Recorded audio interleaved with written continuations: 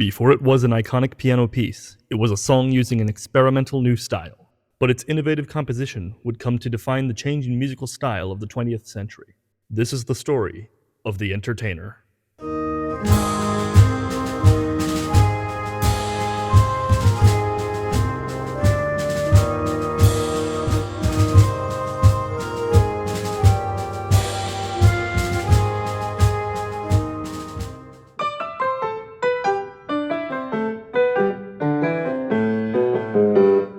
The Entertainer is one of the most recognizable melodies in American music, but its journey begins with a composer who spent his life trying to elevate a style many people dismissed. Scott Joplin was born in 1868 in Texas during the post-Civil War Reconstruction. His early life was marked by poverty and constant movement, but also by exposure to music at home, banjo, fiddle, and the influences of earlier African-American musical traditions.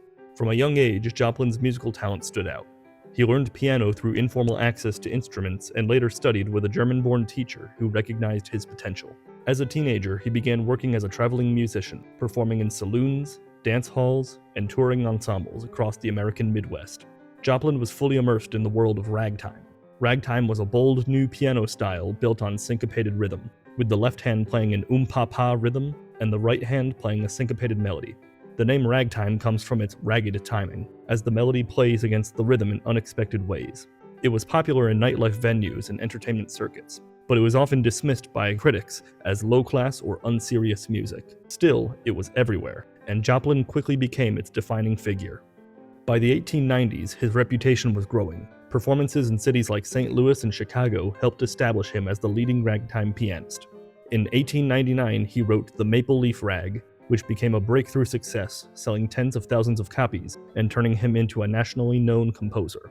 The American public had never heard anything like ragtime. Its lively feeling and syncopated rhythm introduced a completely new sensation to American society. But Joplin's ambition went beyond broad popularity. He believed ragtime could be respected as serious art. That belief shaped everything he wrote afterward, including his most famous piece, The Entertainer. Unlike many popular piano works of its time, The Entertainer reflects careful structure beneath its lively rhythm. It captures the balance Joplin was always searching for, music that was accessible and entertaining, but also crafted with the discipline of classical composition. Despite his success, Joplin's life was marked by struggle. Financial instability, personal tragedy, and a lack of control over his own publishing rights followed him throughout his career. And while his music spread across the country, he often did not benefit fully from its popularity. In later years, Joplin attempted to move beyond ragtime entirely by composing an opera called Tremonisha, hoping to prove that his work belonged in the realm of serious classical music. The effort was financially draining and received little recognition during his lifetime. Joplin died in 1917, largely unrecognized by the wider public at the time. However, his music did something incredible. For the first time in our nation's history, a distinctly American musical genre was established. Ragtime's combination of European classical music and syncopated African-American rhythm gave our country one of its first original genres, and soon it influenced a generation of musicians and composers. When ragtime bands began experimenting with adding improvisations, another American genre emerged, jazz, and other important musical forms like stride and Dixieland emerged from the same origin of ragtime. From these newly created genres, our country finally had a foundation of unequivocally American music to build on. Over time, Joplin became remembered not only as the king of ragtime, but also as the composer who shaped the foundation of American popular music in the 20th century. His work bridged musical worlds that were often kept separate at the time, opening the door to a newly emerging culture that was just beginning to represent all Americans.